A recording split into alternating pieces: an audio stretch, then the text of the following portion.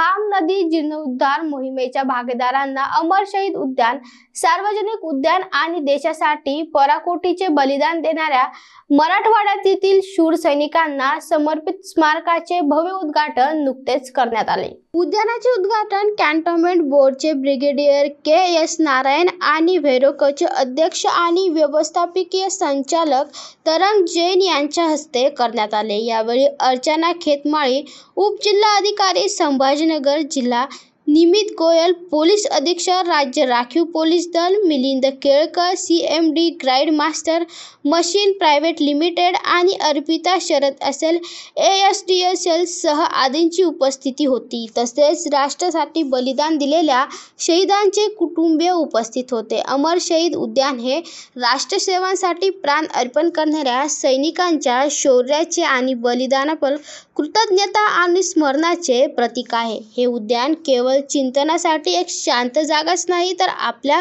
पतित नायकांच्या अदम्य आत्म्याला जिवंत श्रद्धांजली म्हणून काम करते। आजूबाजूच्या लोकांसाठी उद्यान म्हणून वापरण्यासाठी एक बहुउद्देशीय जागा आहे, ज्यामध्ये लहान मुलांना खेळण्यासाठी बेंच आणि लॉनचा एक छोटा पॅच आहे। त्यात एक सुंदर गॅझेबो आणि प्रेक्षकांना बसण्यासाठी सेंद्रिय बसण्याची जागा देखील आहे।